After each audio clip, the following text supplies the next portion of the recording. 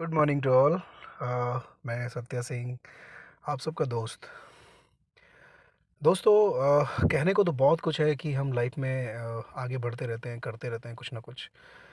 लेकिन कई सारी स्टोरियाँ ऐसी होती हैं जो हमारे जीवन को बदल देती हैं। तो ऐसी ही एक स्टोरी मैं आप सबके बीच रख रहा हूँ। और आई होप सो कि आप सबके जीवन में कुछ ना कुछ ऐसी घटना होगी और उस स्टोरी के माध्यम से आप अपने जीवन को बदल पाएंगे।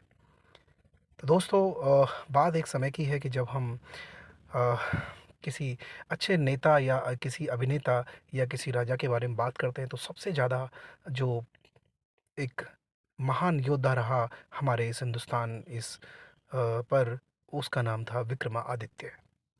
विक्रमादित्य एक ऐसा राजा था जो अपने सभी प्रभावी कुशल और ज्ञान बुद्धि का व्यक्तित्व रखता था, लेकिन वो राजपाट में बहुत ही व्यस्त हो गया था। इतना व्यस्त हो गया था कि उसको होश ही नहीं था कि उसके अंदर कितनी प्रबल शक्ति है, कितना प्रबल ज्ञान है।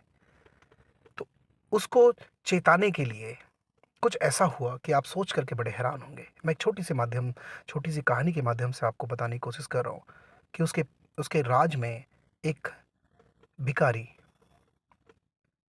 आने लगा और वो रोज एक जंगली फल लेकर के आता था और उसको भेंट किया करता था। राजा उस फल को लेकर के देखता था कि ये तो यार एक जंगली फल है, और वो पास में अपने बैठे मंत्री को उस फल को दे देता था। मंत्री भी उस फल को लेकर के करता क्या था कि जाकर के एक कमरे के अंदर उसे रख देता था। ऐसा रोज होने लगा। वो फकीर भिखारी आया राजा के महल में और उसे एक फल देता था और चला जाता था। वो कुछ भी नहीं बोलता था। इस बात को काफ़ी साल बीत गए। 2-4 साल, 5 साल, 10 साल बीत गए, लेकिन कभी राजा ने ये गौर नहीं किया कि मेरे दरबार में कोई आता है, क्योंकि उसका बड़े बड़े लोगों से संपर्क रहने लगा। बड़े बड़े लोग उसको बहुत बड़ी बड़ी तोहफे, हीरे जवाहरात मोती दिया करते थे। वो एक भिखारी सिर्फ मात्र उसे एक छोटा सा फल देता था। लेकिन एक दिन उस राजा को जब फल दिया तो राजा ने क्या करा, अपने मंत्री को न देकर के पास बैठे एक बंदर को दे दिया। और आपको तो पता है दोस्तों कि बंदर की फितरत क्या होती है।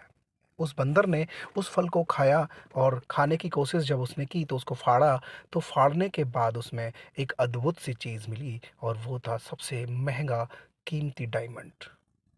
काफ़ी बड़ी मात्रा में, काफ़ी बड़ी साइज़ के अंदर। और जैसे ही उस राजा ने उसे देखा तो उसके तो होश उड़ गए। उसने कहा, ओहो, ये ऐसा भी हो सकता है। इतना बड़ा हीरा तो मैंने कभी अपनी लाइफ में देखा ही नहीं, डायमंड इतनी अपनी लाइफ में देखा ही नहीं। तो उसको होश आया कि कोई एक व्यक्ति मेरे परिवार में, मेरे दरबार में आता रहा और मुझे इस तरह के फल देता रहा। उसने तुरंत अपने मुनीम को बुलाया, अपने मैनेजर को बुलाया। उसने कहा कि जो व्यक्ति हमारे घर आता था, हमारे राज दरबार में आता था, वो तुम्हें जो फल देता था, तुमने उन फल का क्या करा? उसने कहा, कुछ नहीं राजा साहब, पास में पड़े कमरे के अंदर मैं डालता गया कि चलो मुझे उस कमरे को दिखाओ। और जैसे ही वो उस कमरे में पहुंचा तो वहां देखता है कि उस कमरे में बहुत बदबू आ रही थी, क्योंकि बहुत सारे फल काफ़ी सालों से पड़े थे, वो सड़ गए थे, क्योंकि उस कमरे को खोला भी नहीं जाता था। लेकिन जैसे ही उसने दरवाज़ा खोलकर उस कमरे की तरफ देखा तो उसमें बहुत सारे डायमंड्स जगमगा रहे थे। राजा को समझ में आ गया कि वो मुझे रोज एक डायमंड देने लगा। जैसे ही राजा ने अंदर घुस के उन डायमंड को पकड़ने की कोशिश करी तो वो उसके हाथ में नहीं आए। वो बड़ा विचलित हो गया। उसने कहा कि उस व्यक्ति को ढूंढो जो हमें रोज एक फल दे करके जाता था। दोस्तों, उसकी तलाश हुई और उसको लाया गया। तो उसने कहा कि आपका यहाँ रोज आने का क्या तात्पर्य था? आप इतनी महंगी चीज़ हमें ला करके देते थे, तो आपका क्या इशारा है हमारे जीवन में? उसने कहा, राजा, तुम इतने शक्तिशाली हो, इतने बौद्धिक हो, लेकिन तुम अपना जीवन सिर्फ इस राजपाट में लगा रहे हो।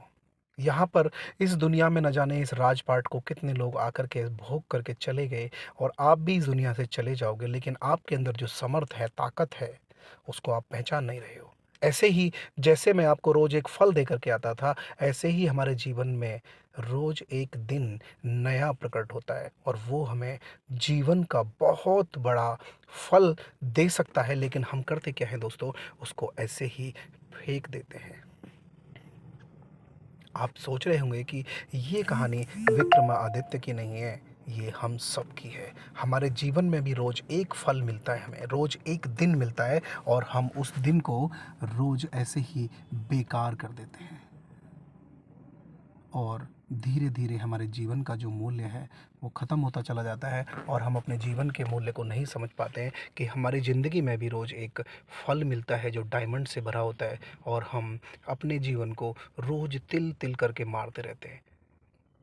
तो मेरी इस छोटी सी कहानी का मोरल ऑफ द स्टोरी ये है दोस्तों कि अगर आपको कोई भी दिन मिला है तो सबसे पहले आप धन्यवाद करो उस प्रभु का जिन्होंने आपको सांसें दी हैं।